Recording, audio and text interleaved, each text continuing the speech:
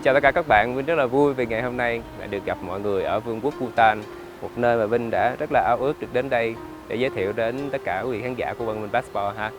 Và điểm đầu tiên ngày hôm nay Vinh sẽ dắt mọi người đi tham quan chiếc cầu sắt nổi tiếng nhất ở Bhutan do một vị tổ sư đã xây vào thế kỷ thứ 15. Vào bên trong xem.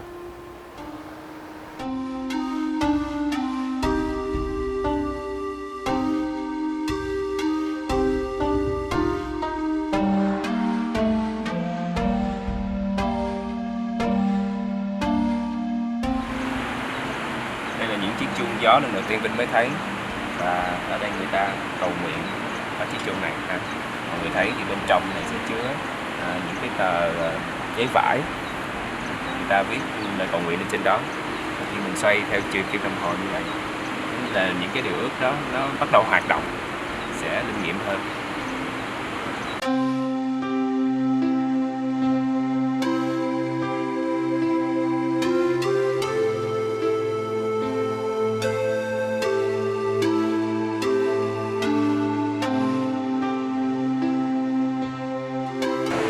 Đây là chân dung của vị cầu sư mà người ta tin là người đã xây nên 108 chiếc cầu khắp các quốc gia của Himalaya.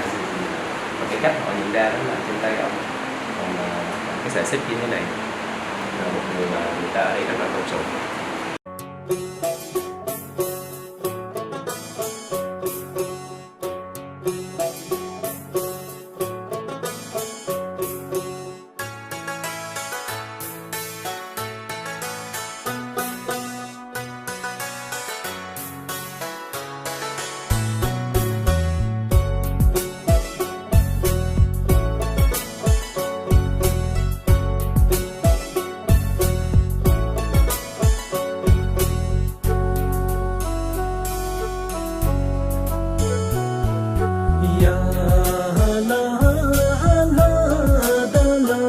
Đây là bưu điện trung tâm của Thimphu. Vinh rất là thích cái hoạt động ở đây, đó là bạn có thể tự làm content với hình của mình ở trên đó luôn. Không có mắc, khoảng 200.000 thì mình có khoảng 12 content để làm kỷ niệm.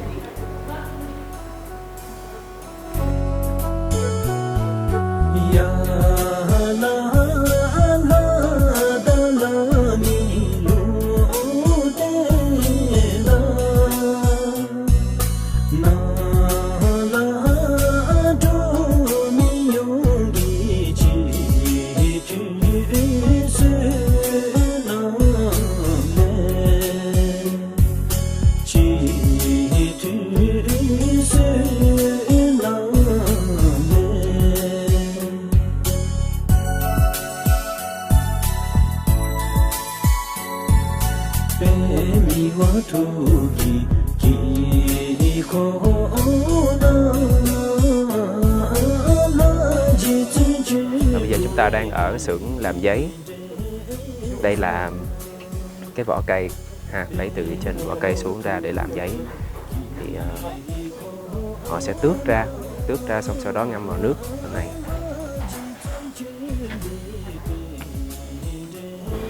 Ngâm cái này trong vòng 24 giờ.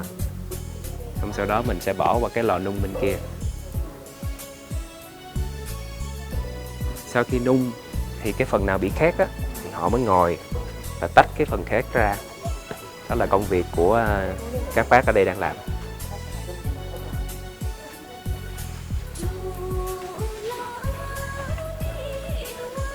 Đây là cái máy mà họ sẽ nghiền ha, nghiền cái cây mà để làm giấy đó, phải tước ra xong rồi nghiền nát ở phía đây. Đây, nghiền nát xong nó sẽ như thế này.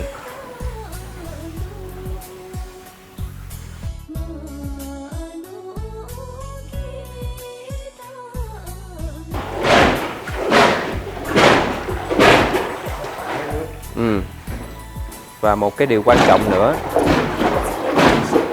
đó là cái dung dịch này được làm từ rễ cây bông đục. Mà hồi nhỏ tụi mình hay làm bởi bong bóng á. Đó. Và đây, tiếp theo thì họ sẽ mix lại với nhau giấy và cái dung dịch rễ cây bông bụt, và làm thành từng lớp nha. Đây mình xem họ làm. Đó, làm thành từng lớp như thế này, rất là mỏng thôi.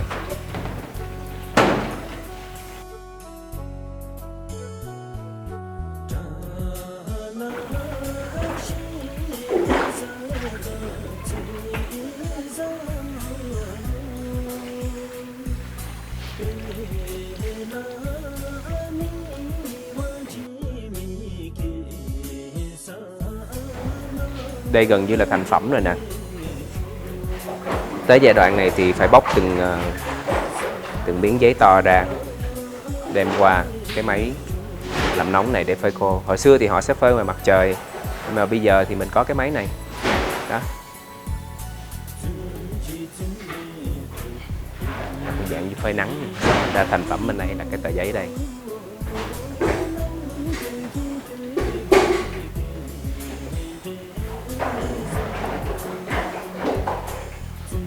Cũng rất là kỳ công ha, mất rất là nhiều công sức và thời gian thì mình mới có ra được một tờ giấy như thế này.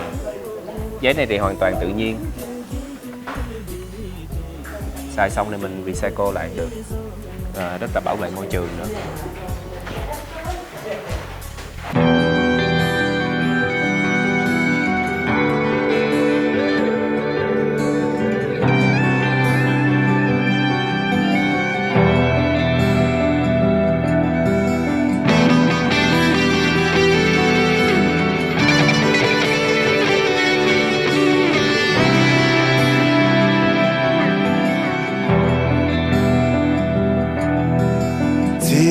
chẳng mấy chế là chiếu chú ye na ga a so ya la som lo ga ne ta ya dam bi la che de e so ya som lo ga ne ta ya dam bi la che de e so Dệt vải là một trong những ngành nghề thủ công rất là phổ biến của quốc gia Bhutan, và người thợ dệt ở Vây Tha Vinh đó là một nghệ sĩ, bởi vì để ra được một bức vải thiệt đẹp cũng mất rất là nhiều những công sức và thời gian, có khi dệt từ 1 tháng cho đến vài tháng hoặc là hơn cả 1 năm. Sản phẩm khi mà thành phẩm rồi mọi người cũng có thể thấy rất là chất lượng, tỉ mỉ và rất là đặc trưng văn hóa của Bhutan.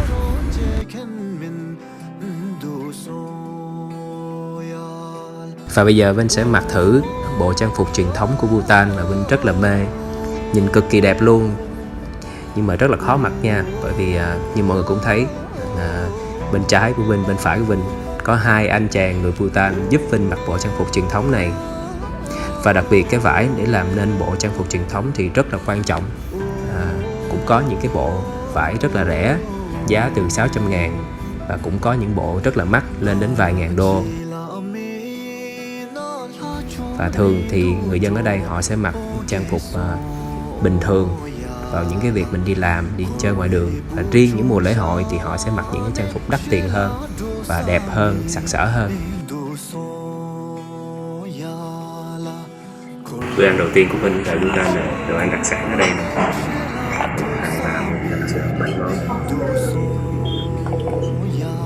Bánh pancake làm từ lúa mạch, nhìn như bánh rán Doraemon vậy. Béo ngậy, chỉ nè. Trong này có một khoai tây với lại miếng, một dạng salad ha.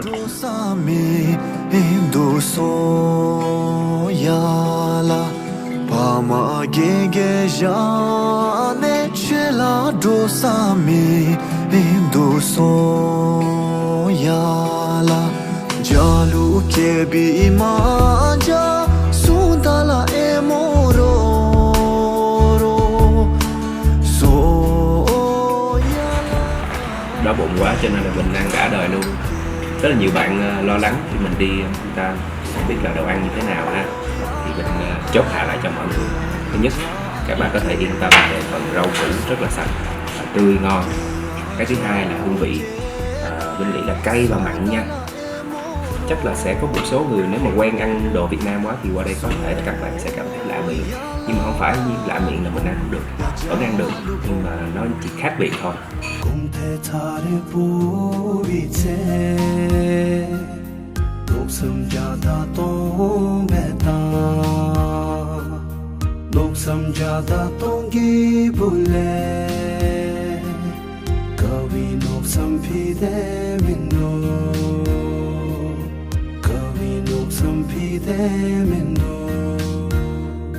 Dari nam le babi chakangi mi chumo zedo dari puri luma languri ketamo zedo.